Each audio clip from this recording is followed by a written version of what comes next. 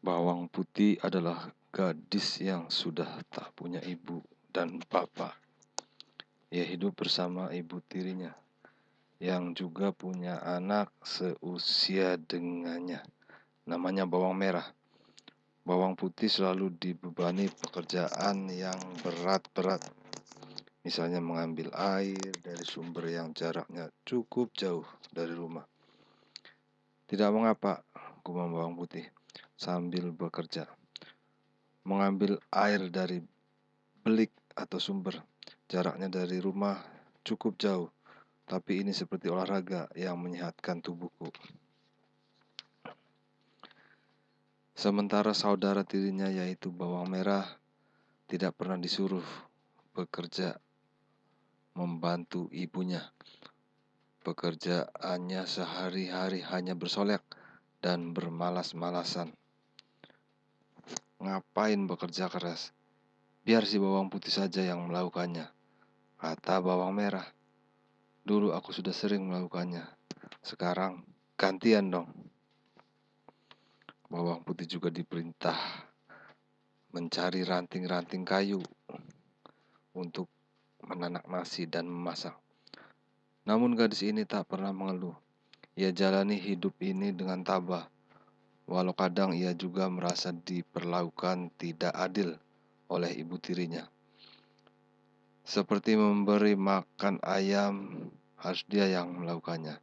Padahal itu pekerjaan mudah dan bawang merah pasti bisa melakukannya. Ia juga yang harus menyapu dan menimbun sampah di belakang rumah. Karena sering bergerak tanpa disadari, tubuh bawang putih semakin sintal, padat, dan sehat. Kecantikannya tidaklah berkurang karena kesibukannya mengerjakan pekerjaan-pekerjaan rumah. Sementara bawang merah dibiarkan begitu saja. Apabila ada kesalahan sedikit saja, ia selalu dimarahi habis-habisan oleh ibu tirinya. Ingat, jangan ulangi lagi kesalahanmu. Dasar gadis bodoh, jelek, bentak ibu tirinya suatu hari. Maaf bu, saya tidak akan mengulangi kesalahan saya lagi. Maafkan saya bu, maafkan saya, kata bawang putih dengan sopan. Sudah, sana, cepat cuci pakaian adikmu, bentak si ibu tiri. Bawang merah setiap hari hanya bersolek. Ia berusaha berdandan sebaik-baiknya. Namun diam-diam ia harus mengakui bawang putih ternyata jauh lebih cantik daripada dirinya. Padahal bawang putih tidak pernah bersolek secara berlebihan seperti bawang merah. Mengapa dia tetap lebih cantik dariku? Tanya bawang merah dalam hati. Ya, bawang merah merasa iri hati dan berusaha terus berdandan sebaik mungkin. Tapi, walaupun sudah berdandan sedemikian rupa, ia tetap kalahkan. Ia tetap kalah cantik bila dibandingkan dengan bawang putih. Seperti biasa, setiap hari bawang putih diperintah mencuci pakaian kotor yang jumlahnya cukup banyak. Mengapa bawang merah tidak mau belajar mencuci pakaiannya sendiri? Tanya bawang putih dalam hati. Suatu ketika, ia mendapati seekor ikan menggelapar-gelapar di atas tanah dekat tepian sungai. Rupanya, ikan ini jatuh dari jala pencari ikan tanpa diketahui si penjala ikan. Kasihan kau ikan, bisik bawang putih sambil memungut. Bawang putih memungutnya dan dengan hati-hati ia memasukkannya ke dalam air sungai.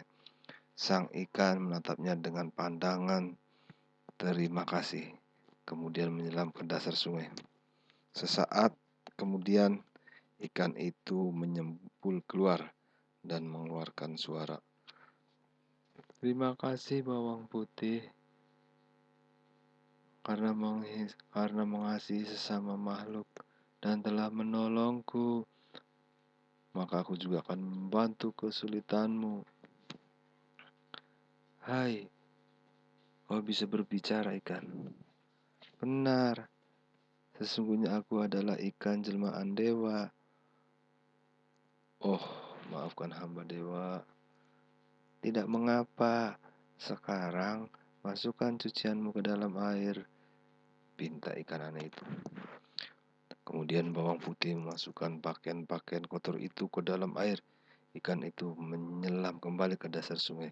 Begitu bawang putih mengangkat pakaiannya, seketika pakaian-pakaian itu sudah bersih sekali. Terima kasih, pukulan. Terima kasih, kata bawang putih berkali-kali. Semenjak saat itu, sang ikan menjadi sahabat bawang putih. Bila bawang putih mencuci pakaian di sungai, sang ikan muncul ke permukaan. Dan anehnya, bawang putih mampu menyelesaikan cuciannya yang banyak itu dalam tempo yang cukup singkat tanpa merasa lelah. Kiranya sang ikan jelmaan dewa itu telah membantunya secara goib. Melihat pekerjaan yang berat dapat diselesaikan dalam waktu singkat, si ibu tiri menjadi curiga. Suatu ketika, bawang merah disuruh mengamati dari jauh. Siapakah yang membantu pekerjaan si bawang putih? Oh, ternyata dia dibantu oleh ikan ajaib. Begitu pakaian diselupkan ke dalam air, seketika itu juga pakaian itu menjadi bersih. Dengan sendirinya, gumam bawang merah. Aku ada akal untuk bawang merah terus bersembunyi hingga bawang putih pulang. Bawang putih sama sekali tidak menduga jika bawang merah sudah melihat dan mengamatinya sejak tadi. Esok harinya, pagi-pagi bawang putih disuruh mencari kayu bakar dan air untuk memasak. Sementara bawang merah pergi ke sungai sambil membawa cucian. Di tepi sungai, bawang merah menirukan apa yang kemarin dilakukan oleh bawang putih. Pada saat ikan ajaib itu muncul, ia langsung menjaring dan menangkapnya. Lepaskan aku, lepaskan aku, lepaskan aku. Teriak ikan itu dengan napas terengah-engah. Apa? Melepasmu? Enak saja. Kalau yang selama ini membantu bawang putih, sekarang jangan harap kau dapat melakukannya lagi. Habis berkata demikian, bawang merah segera bergegas pulang ke rumah. Pada saat itu bawang putih masih berada di tepi hutan mencari kayu bakar. Ibu, ibu, aku berhasil menangkap ikan ini, teriak bawang merah dan di depan pintu. Mana? Coba ibu lihat, sahut ibu jahat ini sambil melangkap ke luar rumah. Bawang merah mengacung-acungkan ikan emas itu dekat ibunya. Wah, cukup besar juga ya. Pasti lezat jika kita panggang. Ah, jangan dipanggang, Bu. Lalu mau kau apakan? Kita goreng saja agar lebih lezat.